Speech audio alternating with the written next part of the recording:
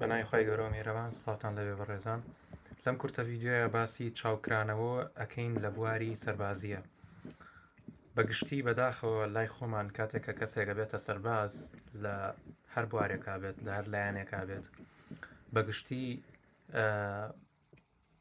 وا ناسێنراوە لە لای خەڵک کە یەکی ئەڵێت وەڵا بۆیە بووەتە سەرباز چونکە نەخوێنەوارە یان حەزی لە خوێندن نەبووە حەزی لە زانست نەبووە بە نمونە بۆی بۆتە خوێندکار بۆی بۆتە سەرباز ببورن ئەمەش ئەم قسەیە و خودی هەڵبژاردەی سەربازەکەش کە وای کردووە ئەیتر باڵین ژینگەکەی وا بووە یان کۆمەڵگەکەمان وا بیرەکاتەوە بەگشتی هەر هەمووی ناتوانم بە دیاریکراوی دەستنیشانی بکەم کە هۆکارەکە چییە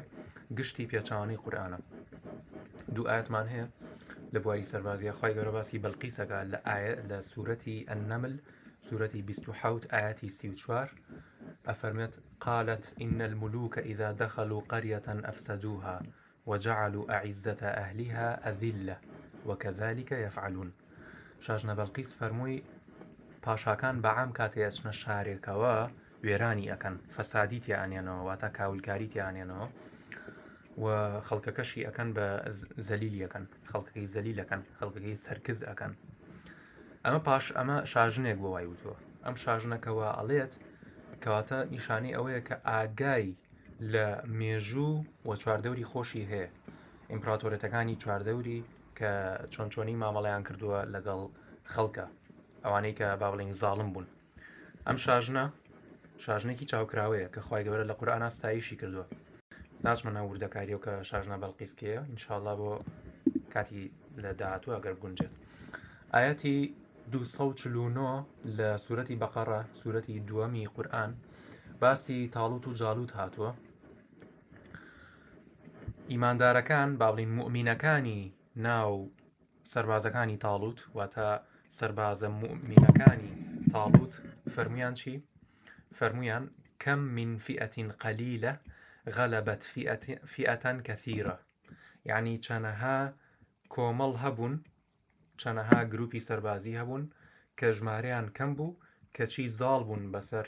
چەنەها گروپی سەربازی ترا کە ئەوان ژمارەیان زۆرتریش بوو باشە بئیذنی الله بەئیذنی خۆ ئەمە نیشانی ئەوەیە کە ئەو کۆمەڵە سەربازە کە وایان فەرمووە ئاگایان لە مێژوو هەیە چاوکراون هەر ئەوەندە نییە چوو بێتن چەکیان هەڵگرت بێت و بوو بێتن بە سەرباز و تاو ئیترەمە پێوترێ سەرباز نا بەپێی قورئان سەرباز کەسێکە کە چەک هەڵگرە و چاوکراوەیە و بۆ خوش چەک هەڵەگرێت باشە بۆی کە ناوی خوا بەرز بێتەوە ناوی خوا بۆ ئەوە بەرز بێتەوە کە خزمەتی زەوی بکرێت خزمەتی مرۆڤ بکرێت خزمەتی شار و وڵات و خاک و زمانەکان بکرێت و مونکەر نەهێڵدرێت و معروف بهێنرێتە ئاراوە ئەم قسەیە کە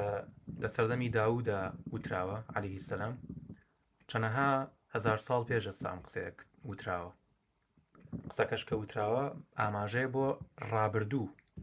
واتە پێش ئەو چەند هەزار ساڵ لەمەو پێشەشە یەکێک لە نمونە دیارەکانی کوردستان کە من لە خەیاڵمایە لە ئێستاە بریتە لە شەڕەکەی مامڕیشە کە من لە تەفسیرەکەمە تەفسیری هێوی لە بەرنامەی قورئانی پیرۆز پەرتووکی خودا بەردەسە ئەتوان لێ بیخوێننەوە لێ